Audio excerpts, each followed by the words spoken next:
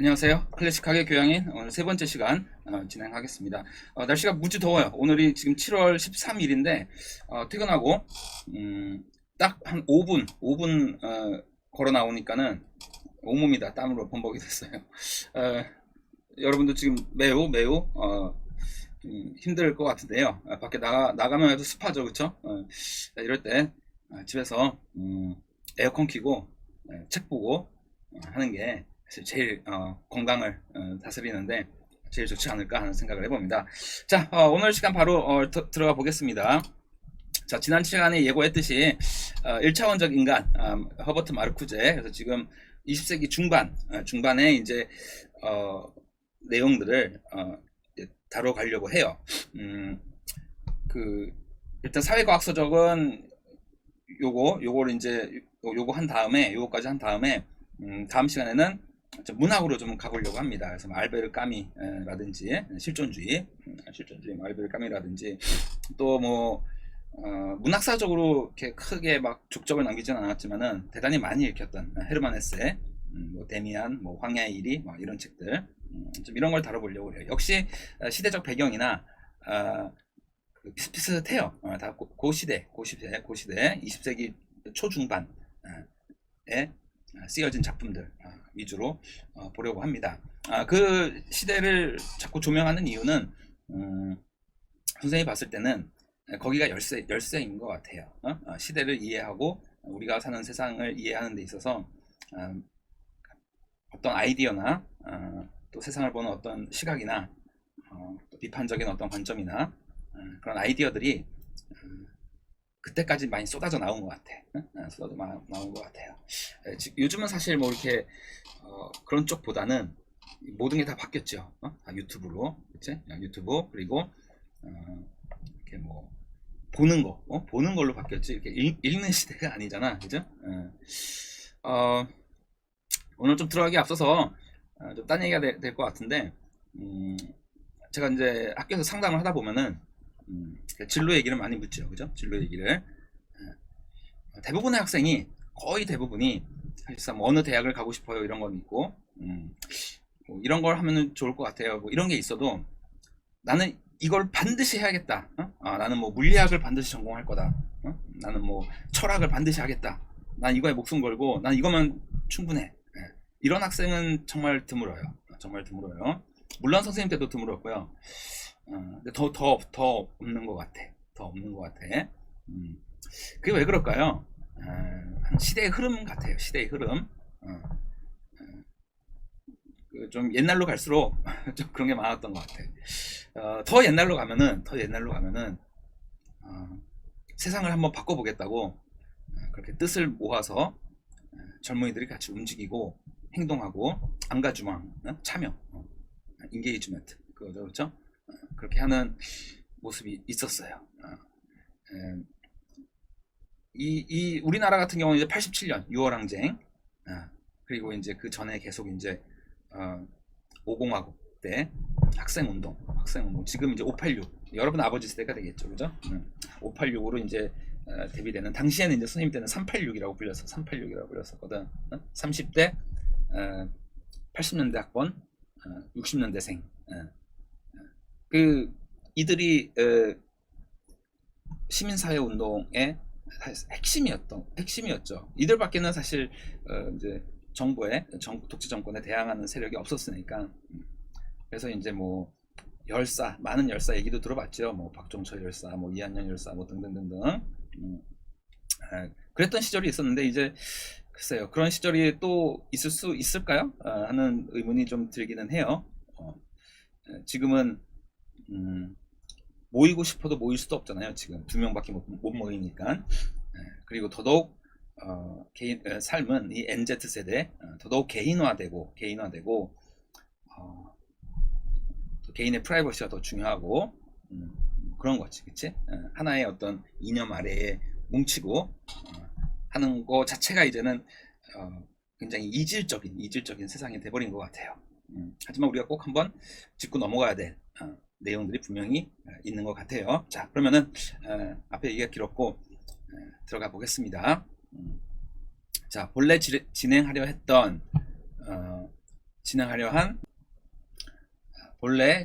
한 마르쿠제의 1차원적 인간을 청소년을 위한 권장 도서로 선정한 데 있어 다소 후회하고 있어요. 왜냐하면 학업 중에 여러분이 읽기에는 좀 다소 좀 벅차다. 분량도 좀 있는 편이고 아주 두껍지는 않지만 또 좀 쉽지만은 않아요. 이런 걸 좀 읽다 보면 쉬운데 처음 읽는 걸로는 좀 쉽지만은 않다. 그래서 서구 문명에 대한 당시 지식인들의 어떤 회의나 절망을 이해하는데도 조금은 백그라운드 지식이 있어야 돼. 다소 좀 난해한 면이 있어요. 자, 그럼에도 자유와 해방 등 하나의 지향점을 향해 전 세계의 젊은이들이 한데 뭉쳐 저항하며 시대 정신을 만들었던 황금기를 기억하기 위해 한 번쯤은 짚어 넘어가야 할 책이기도 하다. 자, 소수의 지배 엘리트들은 문화를 교묘히 활용하여 새롭게 등장한 대중이란 집단을 통제하는 데 성공했습니다. 히틀러 정권이 새롭게 등장한 라디오, TV 등의 매체를 여론 조작 및 선전 도구로 가장 빨리 사용한 것도 대중이 어떤 선동당하기 쉬운 존재임을 너무나 잘 알고 있었던 것이죠. 그죠?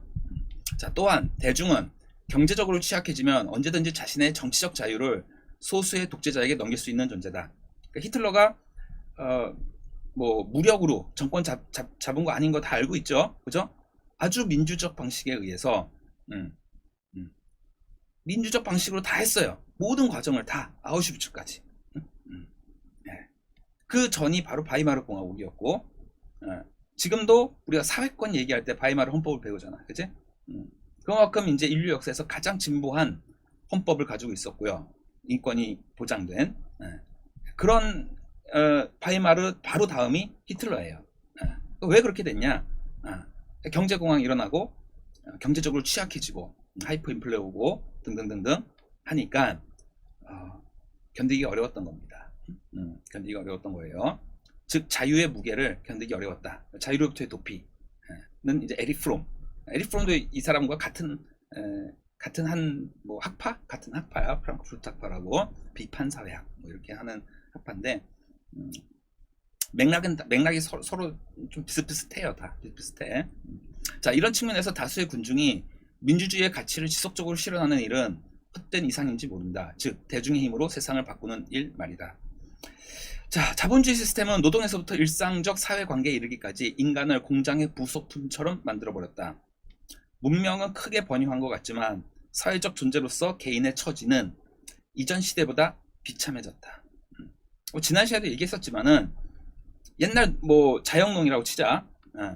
자기 조그만 땅 한 평이라도 있었어. 농노라 하더라도 자기 쟁기 하나는 있었다는 거지, 그지? 그렇잖아.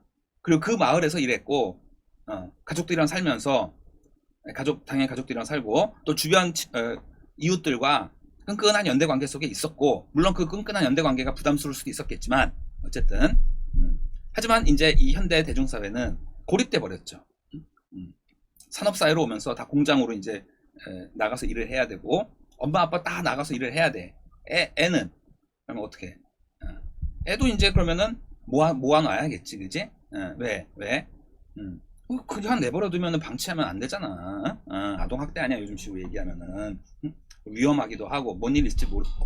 또 얘들이 중요한 게 뭐냐면 한 13살 14살 되면 얘네들도 빨리 뭐 해야 돼? 공장에 들어와서 일해야지, 그지? 따라서 초기의 대중교육이라고 하는 것이 공장에서 나온 거예요. 공장에서. 산업사회의 산물입니다. 그러니까는 한 명씩 놓고서는 가르치는 엘리트 교육이 아니고 그건 귀족들이 나는 거였고 원래 그래서 교육은 귀족들만 받는 거였지. 우리나라도 양반 자제만 받았었잖아, 그지? 근데 그게 아니라 여러 명 100명씩 막 꾸역꾸역 모아놓고서는 뭐 가르쳤을까요? 간단한 것만 가르쳤어. 일단 언어 읽고 쓰는 거 그 정도는 해야 뭐 공장에 들어가서 뭐 설명서 정도는 읽어야 될 거 아니야, 그지? 그리고 또 뭐 배웠냐면 기술 교육 배웠어요. 어릴 때부터 이제 뭐 기계 만지는 거 평생 만져야 되니까. 그리고 세 번째 배웠던 게 윤리인데 말이 윤리지 윤리가 아니고 제식 교육이라고 차렷 열중시켜 하고서는 막 흔히 말하는 얼차려 기합 받는 거 그런 거 비슷하게 했어요. 왜? 이 가서 한 16시간씩 노동을 하려면은 똑같은 노동 막 반복적으로 막 기계 돌리고 하는 거 하려면 대단한 인내심이 필요한 거야. 그지? 그러려면은 국가의 충성, 또 사장한테 충성, 이런 충성심, 대단한 충성심과 화가 나도 참아야 되고 막 이렇게 인내심, 대단한 인내심, 이런 게 필요한 거지, 그지? 그래서 그런 거 배우는 게 대중교육의 시작이에요, 원래. 그게 많이 나아지고 발전해서 지금은 민주시민을 길러내는 이런 교육을 하고 있는 거지만 뿌리 자체는, 대중교육의 뿌리 자체는 공장에 있다는 거, 그치? 그러니까 뭐 혹시 옛날에 꽃보다 남자 이런 드라마 본 적 있어요? 거기 구준표라는 이렇게 재벌집 아들이 나오는데, 어떻게 교육을 받냐면 자기가 책상에 앉아 있고 선생님들이 와서 브리핑을 해. 좀 과장된 거긴 하겠지만, 그런 식의 교육이 이제 엘리트 교육인 거죠. 모두가 다 그런 식의 교육을 받을 수는 없죠. 이 사회에서, 그지? 그렇게 받으려고 난리 또 치는 거지. 또 학원 가고 또 뭐 비싼 고액 가해하고. 아무튼요. 자, 얘기가 딴 데로 샜는데, 예전 얘기하다 이렇게 됐지, 그치? 그러니까 예전 농노나 그들만의 그 지역 사회에서 그래도 뿌리를 내리고 끈끈하게 살아온 건 있었다라는 거야. 근데 현대에서는 다 흩어져 버렸어요. 가족도 다 뿔뿔이 그냥 각자 일터 가서 죽어라 일을 해야 되고 돌아오면 힘들어서 그냥 얼굴 보고 자고 뭐 이러는 거잖아, 그치? 그리고 그러한 대중들은 모여 있어도 떼거지로 모여 있고 광장에 모여 있고 해도 언제나 외롭고 고독합니다. 왜? 잘 모르는 타인이거든, 그치? 낯설은 타인이야. 자, 내가 내일 사라져도 이 문명은 한 개인을 잃은 것을 기억할 필요가 없다. 거꾸로 이 문명은 한 개인의 가치를 짓밟고 건설된 것이며 그렇게 계속 유지되고 있다. 그 속에서 대중은 의자 놀이를 하듯 탈락자, 낙오자가 되지 않기 위해 서로 경쟁하고 경계하며 불안해한다. 즉, 자 보세요. 의자 놀이가 뭔지 알지? 의자 한 10개 깔아놓고 사람은 12명, 13명이야. 그러면은 뭐 하다가 시작하면 이제 먼저 앉아야 돼. 그럼 결국에는 그 두 명은 못 앉게 되는 거 아니야. 그럼 걔네들이 탈락하는 거거든. 그 다음에 또 의자 또 하나 빼고 또 뭐 하다가 또 앉게 하고 하나씩 이빨 빠지듯이 빠져나가는 거죠. 그죠? 근데 이 자본주의는 항상 실업자가 있을 수밖에 없어요. 응? 즉 항상 늘 낙오자와 탈락자가 항상 있을 수밖에 없어. 그렇게 돼버리면은 상당히 비참해지죠, 삶이. 그죠? 거기에 여러 가지 수식어가 붙을 수는 있겠지. 너가 게을러서 혹은 네가 노력을 안 해서 등등등. 어쨌든 낙오자가 돼서는 안 되니까 서로 경쟁하고 경계하고 불안해. 자, 그러다 보니 서로 자발적으로 이 문명, 자본주의 문명이 요구하는 어떤 것? 이념을 정당화하며, 즉 이러한 자본주의 시스템의 이념을 우리 지난 시간에 막스 베버 하면서 그 이념, 자본주의 윤리, 자본주의가 요구하는 어떤 이념 이런 걸 배워서 얘기했었죠. 그렇죠? 자, 그 이념을 정당화하며 그냥 받아들이게 된다라는 거야, 거기에. 응? 자신이 진정 무엇이 될 수 있는지 뭘 바라는지 알지도 또 알려하지도 않은 채 문명의 늪에 함몰되어 버렸다라는 겁니다. 대중들이.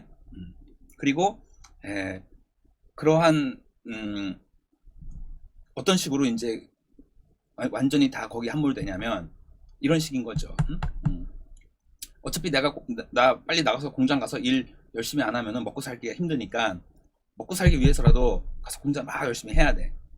하지만 내가 왜 16시간 동안 이렇게 일을 하는데도 불구하고 내 노동의 가치가 왜 이거밖에 인정이 되지 않으며 나는 왜 집 한 채도 마련할 수 없으며 왜 늘 빚에 허덕이며 살아야 되고 해야 되는지, 이런 의문을 자꾸 갖게 되면은 힘들어, 머리가 아파. 그거보다는 집에 와서 편하게 맥주 하나, 싸구려 맥주 하나 까서 텔레비, TV에 나오는 사람들의 행복해하는 모습, 무슨 프로라고 그러냐 요즘에, 맨날 누구 나와서 막 이렇게 보여주고 하잖아, 많이 하잖아, 리얼 프로그램 이런 걸로 해서, 그치?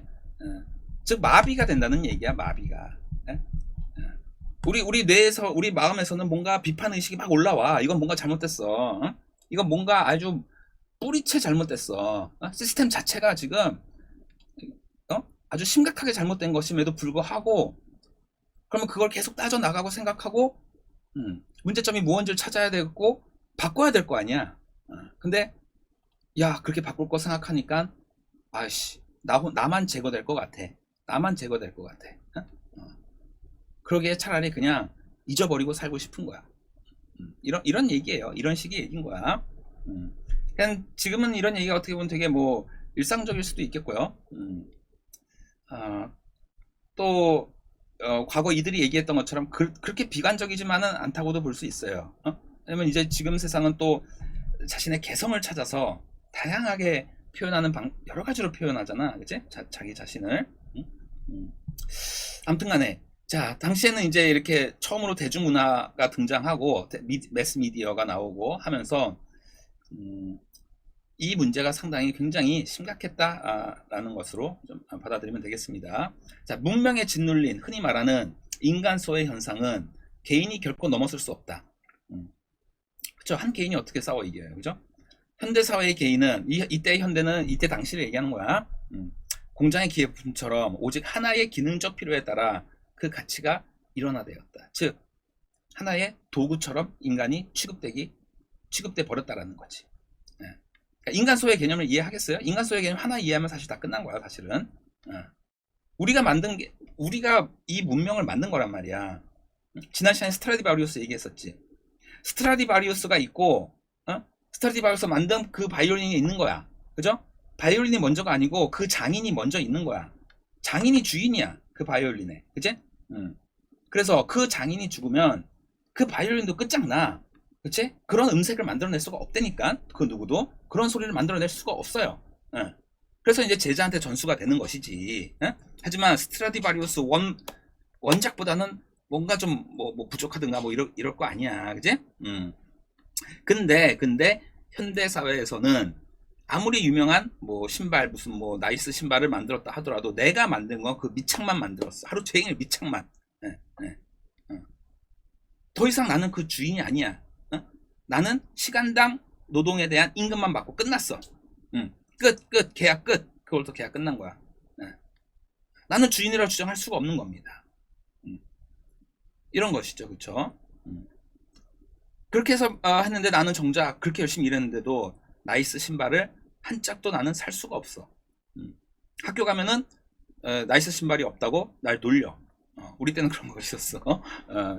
특정 브랜드 얘기하기가 그래서 나이스라고 하는데 나이스는 그거의 짝퉁 버전이었고 진짜 버전 신은 애한테 나이스 신으면 무시당하고 그랬어요. 야, 너 나이스네.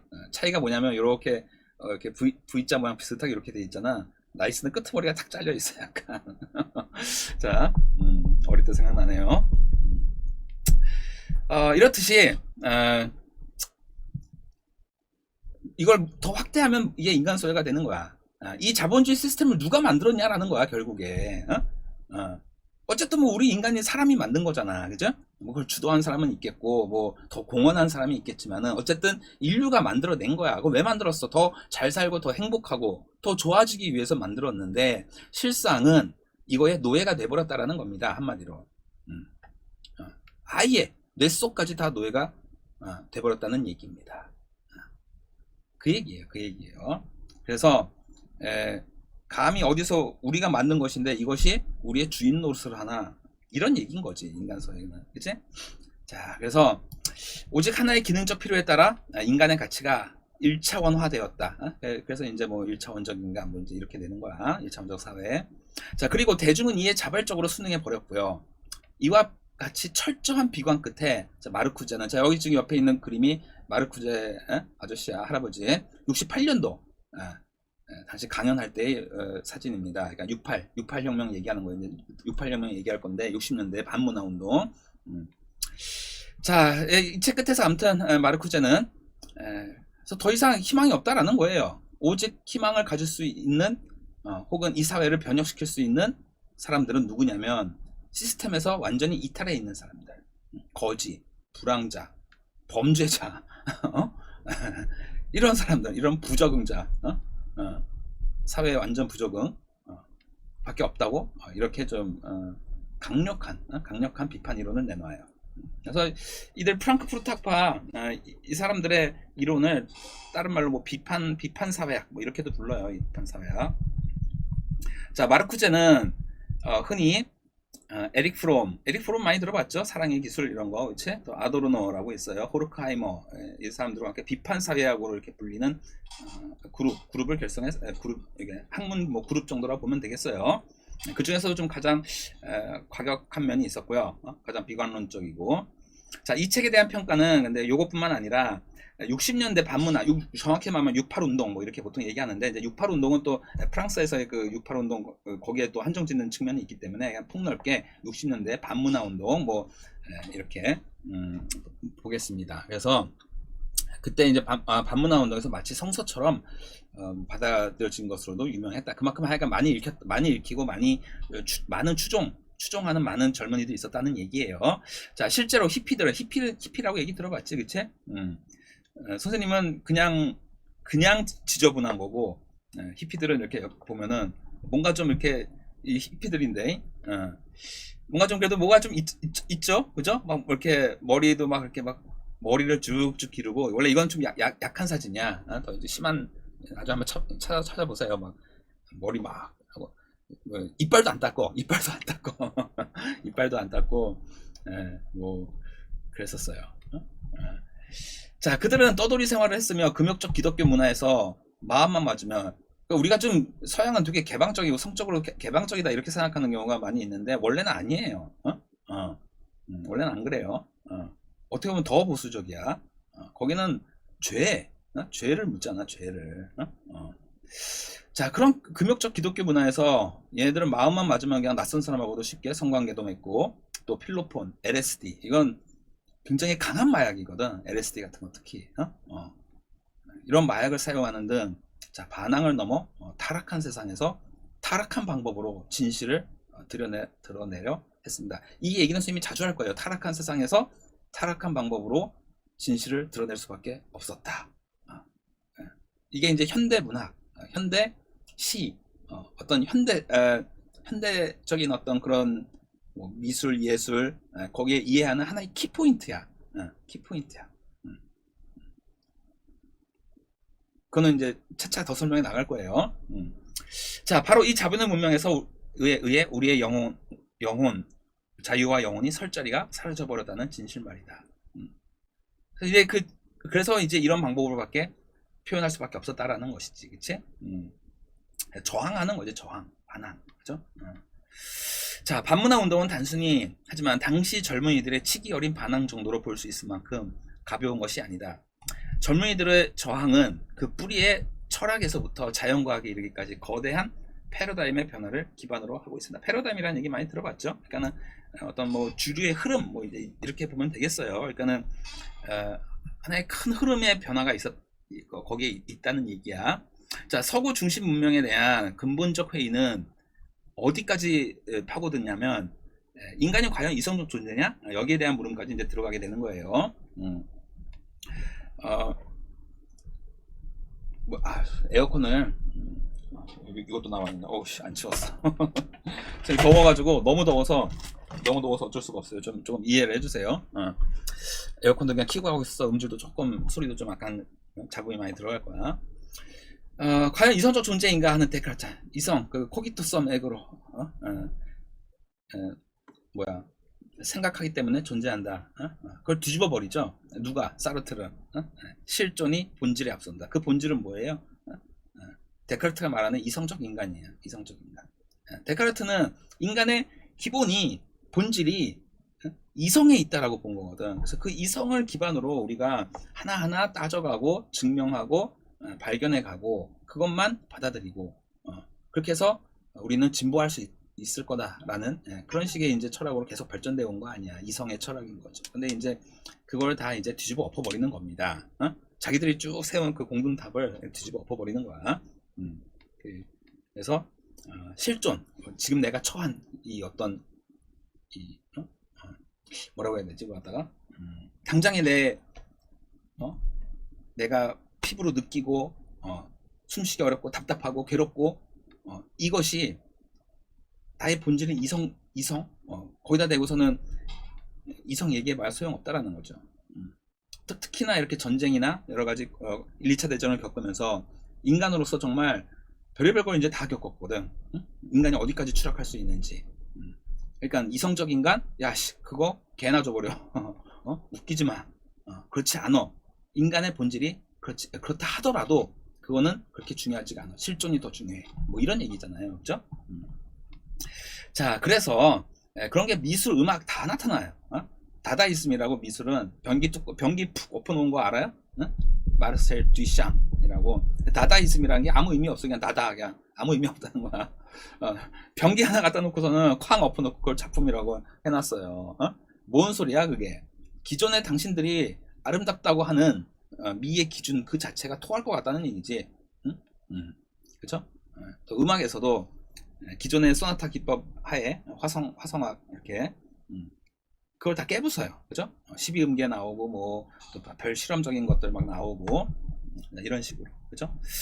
자, 뿐만 아니라 과학에서도 아인슈타인 상대성 이론. 어쩌면 이게 더 훨씬 더 영향력이 파급력이 더 컸는지도 몰라요. 상대성 이론의 등장은 정말 그 모든 영역에 충격을 줬던 것이죠. 그렇죠? 그래서 우리가 알던 올바름, 절대적 진리, 본질적인 것 이런 것들이 실은 그렇게 볼 근거가 매우 부족할 수 있다는 그런 거대한 인식의 변화를 기초로 하고 있습니다. 자, 마무리할게요. 그리하여 68 운동은 이제 68 운동은 이제 좀 특정한 걸 얘기를 하는 거야. 이제 프랑스에서 이제 막 학생들 이렇게 아카데미 아니고 지금 마르쿠제도 보면 이렇게 막 나와서 딴 데서 막 강연하고 하잖아, 그지? 뭐 나중에 이제 현대 철학도 배우면 뭐 미셸 푸코 뭐 이런 사람들 얘기 나오는데 이런 사람들 다 정규 대학에서 강의 안 해요. 정규 대학에 속해 있지 않아. 지 혼자 연구해. 그냥 아웃사이더야.